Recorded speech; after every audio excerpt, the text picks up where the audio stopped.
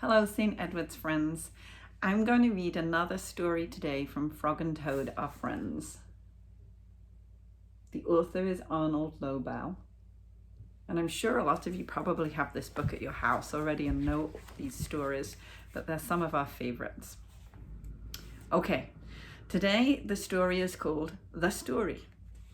One day in summer, Frog was not feeling well. Toad said, "Frog, you are looking quite green." "But I always look green," said Frog. "I am a frog." "Today you look very green, even for a frog," said Toad. "Get into my bed and rest." Toad made Frog a cup of hot tea. Frog drank the tea, and then he said, "Tell me a story while I am resting."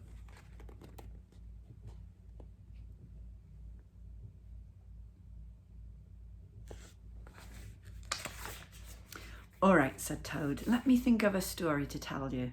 Toad thought and thought, but he could not think of a story to tell Frog.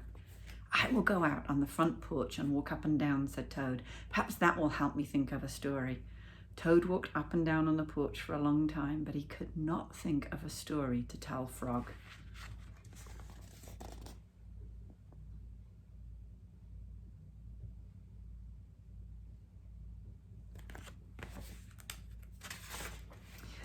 Then Toad went into the house and stood on his head.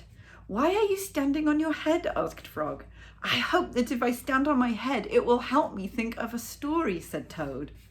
Toad stood on his head for a long time, but he could not think of a story to tell Frog.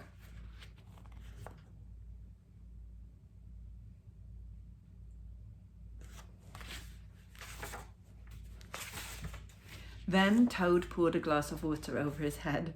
"Why are you pouring water over your head?" asked Frog. "I hope that if I pour water over my head, it will help me to think of a story," said Toad.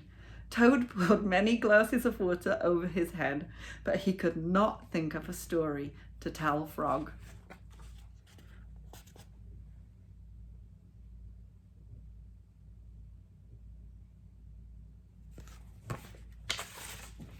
Then Toad began to bang his head against the wall. "Why are you banging your head against the wall?" asked Frog. "I hope that if I bang my head against the wall hard enough, it will help me to think of a story," said Toad. "I am feeling much better now, Toad," said Frog. "I do not think I need a story anymore." "Then you get out of bed and let me get into it," said Toad, "because now I feel terrible." Frog said, "Would you like me to tell you a story, Toad?" "Yes," said Toad, "if you know one."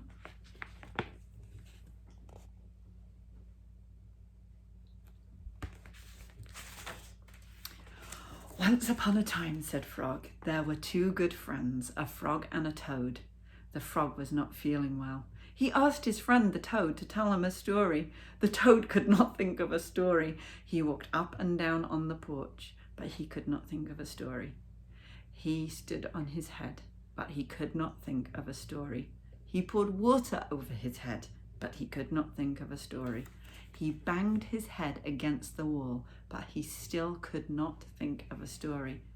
Then the toad did not feel so well, and the frog was feeling better. So the toad went to bed, and the frog got up and told him a story. The end. "How was that, Toad?" asked Frog. But Toad did not answer. He had fallen asleep.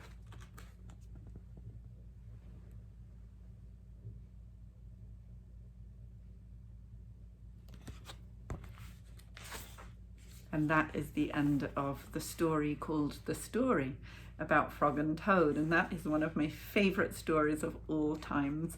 I hope you enjoyed it too, and I can't wait to see you tomorrow.